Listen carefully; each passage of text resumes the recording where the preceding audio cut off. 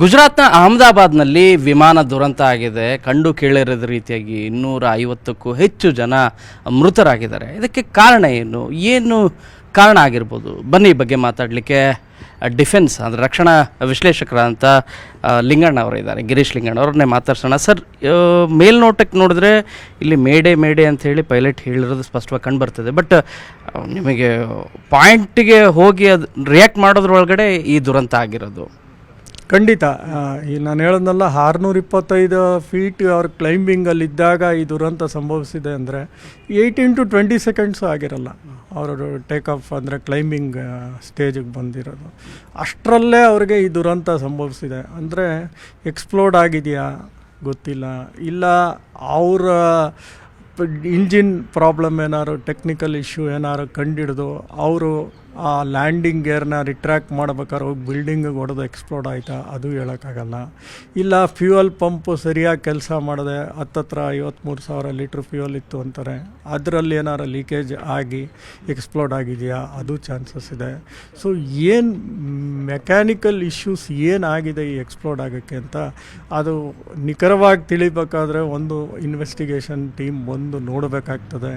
ಮತ್ತು flight data ರೆಕಾರ್ಡರ್ಸ್ ಆಗಲಿ, cockpit voice recorder ಆಗಲಿ, ಅದು ಸಿಕ್ಕಿದ ಮೇಲೆ ಕರೆಕ್ಟಾಗಿ ಏನು ಮಾಹಿತಿ ಕೊಟ್ಟರು ಪೈಲಟು, ಏನು ATC ಜೊತೆ ಇವ್ರ ಕಮ್ಯುನಿಕೇಷನ್ ಆಯಿತು.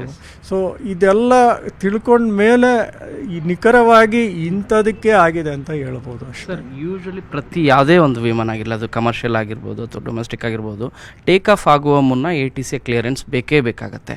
ಅಂದರೆ ಎಲ್ಲ ಕ್ಲಿಯರ್ ಇತ್ತು, ಆ ಕಾರಣಕ್ಕಾಗಿ ಟೇಕ್ ಆಫ್ ಆಗಿದೆ ಅಂತ ಅನ್ನೋದು ಭಾಳ ಸ್ಪಷ್ಟವಾಗಿ ಕಂಡು ಬರ್ತಾ ಇದೆ. ಬಟ್ ಹೋದ 675 ಅಡಿ ಹೋಗುವಷ್ಟರಲ್ಲೇ ಈ ರೀತಿಯಾದಂಥ ದುರಂತ ಆಗಲಿಕ್ಕೆ ಮೇಲ್ನೋಟಕ್ಕೆ ಪ್ರೈಮರಿ ಇನ್ಫಾರ್ಮೇಷನ್ ಏನೇನು ಇದಾಗಿರ್ಬೋದು ಸರ್, ಎರರ್ಸ್ ಆಗಿರ್ಬೋದು? ನೋಡಿ, ATC ಬಂದು ಇಟ್ ಈಸ್ ಓನ್ಲಿ ಯಾವ ರನ್ವೇಲಿ ಹೋಗಬೇಕು, ಯಾವ ಹೈಟಲ್ಲಿ ಹೋಗಬೇಕು, ಎಷ್ಟು ಇದರಲ್ಲಿ ಹೋಗಬೇಕು, ಅದನ್ನು ಮಾತ್ರ ಅವರು ಹೇಳ್ತಾ ಇರ್ತಾರೆ. ಈ ಪ್ರೀ ಚೆಕ್ ಮಾಡೋದು ಬೇರೆ ಮೇಂಟೆನೆನ್ಸ್ ಇರುತ್ತೆ. ಪೈಲಟು ಕೆಲವು ಪ್ರೀ ಚೆಕ್ಸ್ ಮಾಡ್ಕೋತಾರೆ. ಫ್ಲೈಟ್ ಏವಿಯಾನಿಕ್ಸ್ ಸಿಸ್ಟಮ್ಸಲ್ಲಿ ಟೆಂಪ್ರೇಚರು, ಪ್ರೆಷರು, ಒಳಗಡೆ ಹ್ಯುಮಿಡಿಟಿ ಇದೆಲ್ಲ ಚೆಕ್ ಮಾಡ್ಕೋತಾರೆ. ಆಮೇಲೆ ATC ಅವರು ನೋ ಟೈಮ್ ಅಂತ ಕೊಡ್ತಾರೆ. ಅಂದರೆ ಆ ಹೈಟಲ್ಲಿ ಯಾವುದು ಫ್ಲೈಟ್ ಬರಬಾರ್ದು, ಆ ರನ್ವೇಲಿ ಯಾವುದು ಇದಿರಬಾರ್ದು, ವೆದರ್ ಕಂಡೀಷನ್ಸ್ ಅದೆಲ್ಲ ಅವ್ರು ನೋಡ್ಕೊಂಡಿರ್ತಾರೆ. ಮತ್ತು ಈ ಒಂದು ಪ್ರೀ ಚೆಕ್ ಮೇಂಟೆನೆನ್ಸ್ ಅದೊಂದು ಇಂಜಿನಿಯರಿಂಗ್ ಟೀಮ್ ಇರುತ್ತೆ. ಅದರಲ್ಲಿ ಇಂಜಿನ್ ಚೆಕ್ ಮಾಡ್ತಾರೆ. ಹೈಡ್ರಾಲಿಕ್ಸ್ ಅಂದರೆ ಈ ಲ್ಯಾಂಡಿಂಗ್ ಗೇರ್ ಹೈಡ್ರಾಲಿಕ್ಸ್ಗಳು, ರಿಟ್ರ್ಯಾಕ್ಟ್ ಮಾಡ್ಕೊಳ್ಳೋದು ವೀಲ್ಸು ಅದೆಲ್ಲ ಚೆಕ್ ಮಾಡಿರ್ತಾರೆ. ಮತ್ತು ಫ್ಯೂಯಲ್ ಇದು ಚೆಕ್ ಮಾಡಿರ್ತಾರೆ. ಮತ್ತು ಇಂಜಿನ್ ಕೆಲವು ಪಾರ್ಟ್ಸ್ಗಳು ಚೆಕ್ ಮಾಡಿರ್ತಾರೆ. ಇಂಥವೆಲ್ಲ ಹತ್ತತ್ರ 100ರಿಂದ 150 ಟೆಸ್ಟ್ಗಳು ಚೆಕ್ಕಿಂಗ್ ಆಗಿರ್ತವೆ. ಸೊ ಈ ಚೆಕ್ ಎಲ್ಲ ಆದಮೇಲೆ ಪೈಲಟ್ ಕ್ಲಿಯರೆನ್ಸ್ ಸಿಕ್ಕಿದ ಮೇಲೇ ಟೇಕ್ ಆಫ್ ಆಗೋದು.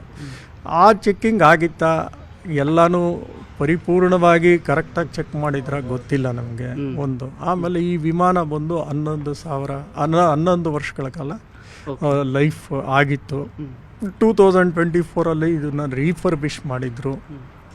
ಆ ರೀಫರ್ಬಿಷ್ ಕರೆಕ್ಟ್ ಆಗಿತ್ತಾ, ಅದರಲ್ಲಿ ಏನಾರು ಮ್ಯಾನುಫ್ಯಾಕ್ಚರಿಂಗ್ ಇಶ್ಯೂಸ್ ಇತ್ತಾ ಗೊತ್ತಿಲ್ಲ. ಯಾಕಂದರೆ ಒಂದು ವಿಮಾನ ಈ 787 ಎಲ್ಲ 44,000 ಸೈಕಲ್ಸ್ ಅಂತ ಕೊಡ್ತಾರೆ. ಹತ್ತತ್ರ 1,00,000ದಿಂದ 1,20,000 ಅವರ್ ಅಂತ ಕೊಡ್ತಾರೆ.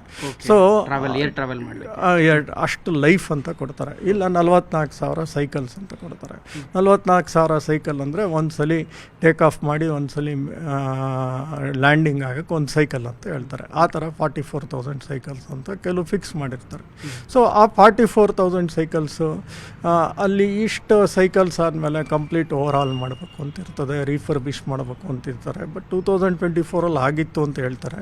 ಸೊ ಅದರಲ್ಲಿ ಏನಾದ್ರು ವ್ಯತ್ಯಾಸ ಇತ್ತಾ, ಮೆಕ್ಯಾನಿಕ್ ಅದೆಲ್ಲ ಕರೆಕ್ಟಾಗಿ ರೀಪ್ಲೇಸ್ಮೆಂಟ್ ಮಾಡಿದ್ರಾ, ಯಾವ್ದಾವ್ದು ಶೆಲ್ಫ್ ಲೈಫ್ ಆಗೋಗಿತ್ತೋ ಆ ಪಾರ್ಟ್ಸ್ಗಳನ್ನೆಲ್ಲ ವೇರ್ ಆ್ಯಂಡ್ ಟೇರ್ಸ್ನೆಲ್ಲ ತೆಗೆದು ಹೊಸದು ಹಾಕಿದ್ರ, ಇಂಥವೆಲ್ಲ ಅನೇಕ ಸಂಗತಿಗಳು ಯೂಶುವಲ್ ಅವನ್ನೆಲ್ಲ ಕ್ರಾಸ್ ಚೆಕ್ ಮಾಡೇ ಬಿಡೋದು. ಬಟ್ ಹ್ಯೂಮನ್ ಎರರ್ ಹೇಳೋಕ್ಕಾಗಲ್ಲ, ಎಲ್ಲಿ ಏನಾಗಿದೆ ಅಂತ ಯಾರೂ ಹೇಳೋಕ್ಕಾಗಲ್ಲ. ಸೊ ಅನ್ಲೆಸ್ ಆ್ಯಂಡ್ ಅಂಟಿಲ್ ಕರೆಕ್ಟಾಗಿ ಒಂದು ಏನಂತ ಹೇಳ್ತಾರೆ, ಕರೆಕ್ಟಾಗಿ ಒಂದು ಇನ್ವೆಸ್ಟಿಗೇಷನ್ ಆಗೋ ತನಕನೂ you cannot come out with the clear picture. ಇಂಥದಕ್ಕೆ ಆಗಿದೆ ಅಂತ ಹೇಳೋಕ್ಕೆ ಕಷ್ಟ ಆಗುತ್ತೆ. ಸರ್, ಈಗ ಡೊಮೆಸ್ಟಿಕ್ ರೀತಿ ನೀವು ಬೇರೆ ರಾಜ್ಯದ ಎಲ್ಲೆಲ್ಲೋ ಟ್ರಾವೆಲ್ 2 hours 3 hours ಟ್ರಾವೆಲ್ದಾದರೆ ಒಂದು ಲೆವೆಲ್ಲಿಗೆ ಏನೋ ಪ್ರೈಮರಿ ಎಲ್ಲದನ್ನು ಕೂಡ ಚೆಕ್ ಮಾಡಿದಾರೋ ಇಲ್ಲೋ ಅಂತೇಳಿ. ಬಟ್ ಇದು ಲಂಡನ್ಗೆ ಹೋಗ್ತಿರೋಂಥ ಲಾಂಗ್ ಫ್ಲೈಟ್, ನಿಮ್ಗೆ ಅದು 13 to 14 hours ಬೇಕಾಗುತ್ತೆ ಅಂತ ಅನಿಸುತ್ತೆ. ಸೊ ಇಂಥ ಇದಕ್ಕೆ ಯೂಶ್ವಲಿ ಪರ್ಫೆಕ್ಟಾಗೆ ನೋಡಬೇಕಾಗತ್ತೆ. ಬಟ್ ಇಲ್ಲಿ ಲ್ಯಾಕ್ ಆಫ್ ಎರರ್ಸ್ ಅಂತೂ ಮೇಲ್ನೋಟಕ್ಕೆ ಕಂಡು ಬರ್ತಾ ಇದೆ. ಲ್ಯಾಕ್ ಆಫ್ ಎರರ್ ಆಗಿದೆಯೋ ಇಲ್ಲ ಮ್ಯಾನುಫ್ಯಾಕ್ಚರಿಂಗಲ್ಲಿ ಏನೋ ಇಶ್ಯೂ ಇದೆಯೋ ವಿಚ್ ನೋ ಬಡಿ ಕ್ಯಾನ್ ಐಡೆಂಟಿಫೈ. ಅಲ್ಲಿ ಹೋದಾಗೆ ಗೊತ್ತಾಗಿರೋದು ಅದು ಫೇಲ್ಯೂರ್ ಆದಾಗ. ಸೊ ಏನು ಅಂತ ಹೇಳಕ್ಕೆ ಬರಲ್ಲ. ಈಗ ಇವ್ರದೇ ತಪ್ಪು ಅಂತ ಹೇಳೋಕ್ಕೆ ತುಂಬಾ ಕಷ್ಟ ಆಗುತ್ತೆ ಈ ಒಂದು ಸ್ಟೇಜಲ್ಲಿ. ಇಲ್ಲ ಬರ್ಡ್ ಹಿಟ್ ಆಯಿತಾ ಅದು ಗೊತ್ತಿಲ್ಲ. ಬರ್ಡ್ ಹಿಟ್ ಆದ್ರೂ ಆಗುತ್ತೆ ಆ ಥರ. ಸೊ ಬರ್ಡ್ ಹಿಟ್ ಆಯಿತಾ, ಬರ್ಡ್ ಹಿಟ್ ಆಗಿ ಇಂಜಿನ್ ಫೇಲ್ಯೂರ್ ಆಯಿತಾ ಅದು ಹೇಳೋಕ್ಕಾಗಲ್ಲ. ಸೊ ಕಾರಣಗಳು ಹೇಳೋಕ್ಕಾಗಲ್ಲ.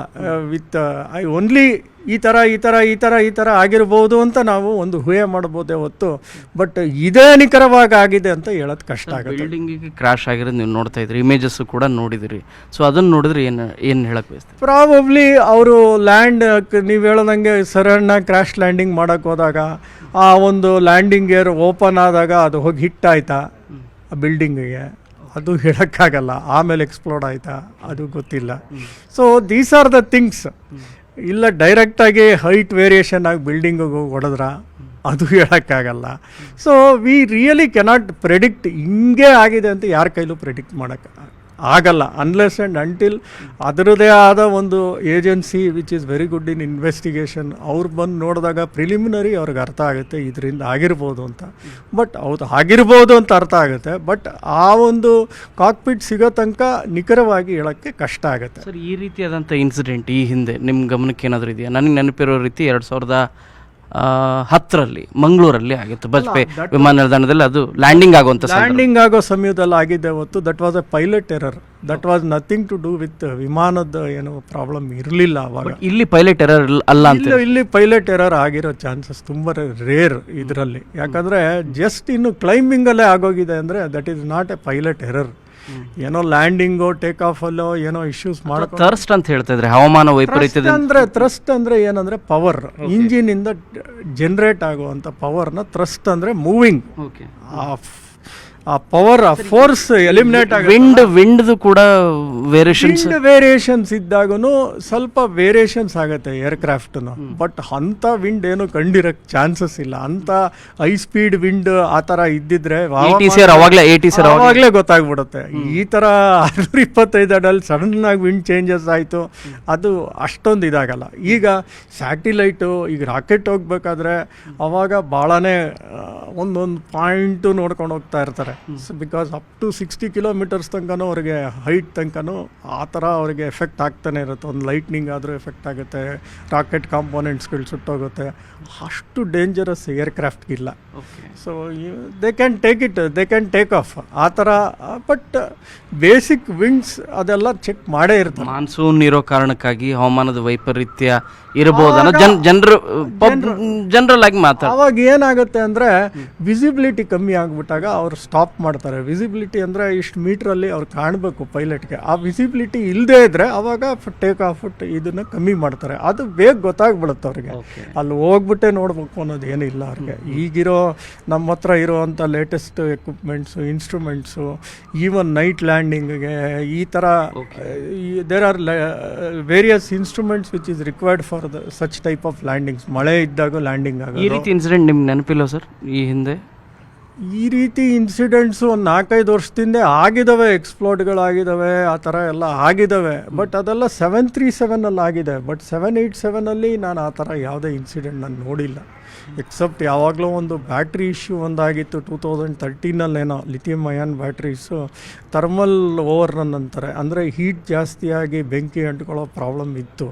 ಆವಾಗ ಅದನ್ನು ಮತ್ತೆ ತಿರ್ಗಾ ಕೆಳಗೆ ಇಳಿಸಿ ಮತ್ತೆ ಆ ಬ್ಯಾಟ್ರಿ ಡಿಸೈನೇ ಚೇಂಜ್ ಮಾಡಿದರು. ಅದು ಬಿಟ್ಟ ಮೇಲೆ ಯಾವುದೇ ವಿಧವಾದ ಇಶ್ಯೂಸ್ ನಾನು 787 ನಾನು ನೋಡೇ ಇಲ್ಲ. ಇದು ದೊಡ್ಡ ಡಿಸಾಸ್ಟರ್. ಇದು ದೊಡ್ಡ ಡಿಸಾಸ್ಟರ್ ಅಂತಲೇ ಹೇಳ್ಬೋದು. ಇದು ರಕ್ಷಣಾ ವಿಶ್ಲೇಷಕ ಗಿರೀಶ್ ಅವರ ಮಾತು. ಬೆಂಗಳೂರಿಂದ ಕ್ಯಾಮರಾ ಪರ್ಸನ್ ಎಡ್ವಿನ್ ಜೊತೆ ಶರಣು ಹಂಪಿ, ನ್ಯೂಸ್ 18.